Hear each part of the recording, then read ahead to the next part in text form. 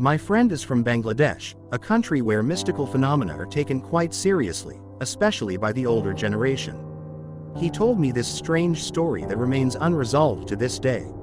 In the vicinity of Dhaka and other nearby cities, mysterious disappearances of children have been occurring for many years. One moment a child would be heading to a kiosk, a park, or a public restroom, and the next second, they would vanish without a trace. Typically, these children and teenagers are searched for by the entire community for several days, so such strange incidents are known to half the capital. A boy who used to be my friend's neighbor also disappeared one autumn day. Numerous relatives, neighbors, and the police were immediately involved in the search to find the child. The boy was extremely friendly and gentle, not prone to playing cruel jokes on his parents or running away from home without any reason. The authorities questioned the entire family and his classmates about quarrels, threats to the child, and possible mistreatment.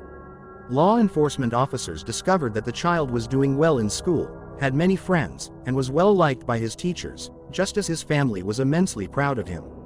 The story of his disappearance was unsettling and painfully familiar. He was playing in the yard, went to the restroom, and never returned. Strangers couldn't have entered the property as there were always people around the house who would have noticed. Even the dog would have alerted them. The neighborhood boys, with whom the missing boy often played, had gone on vacation with their parents during that period, so they couldn't have invited him to play. They started posting flyers, recruiting volunteers, and mobilizing additional resources.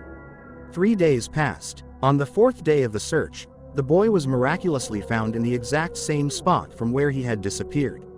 At the same time, the police and his family immediately rushed to examine and then question the child. There were no visible injuries on him. Furthermore, he was not hungry or exhausted. He reappeared exactly as he had disappeared. The same clothes, no traces of dirt, road dust, or sand. He recounted what, according to the police commissioner, other missing children from different parts of the city had also told. One day, a stranger approached him near his house. Despite being taught not to talk to unfamiliar adults, the boy couldn't refuse to engage with him. The stranger told him a tedious story about his life, creating the impression of a very lonely person. The boy politely listened to him, for which the strange man gave him a handful of candies. Very delicious, expensive sweets. Elderly neighbors later said that it was these candies that allowed the cunning man to establish a connection with the boy's soul. He appeared once more at the gate of the house, supposedly just to say hello. On that day, according to the boy, when he approached the restroom, the stranger simply appeared in front of him out of nowhere. What happened next, the boy saw as if in a dream. The stranger turned into a black shadow with large wings, like an eagle's. He placed the boy on his back and carried him away somewhere. The boy wasn't afraid. He landed in a city he had never been to before, where he played with the children of this stranger. They fed him and took care of him, causing him no harm. And then that strange man brought him back, just as he had taken him. There were indeed many cases of children and teenagers disappearing. The peak of these incidents was in the 1990s and early 2000s. The police tried not to spread information, asking relatives to keep the details hidden from neighbors, so that people wouldn't think the children were insane.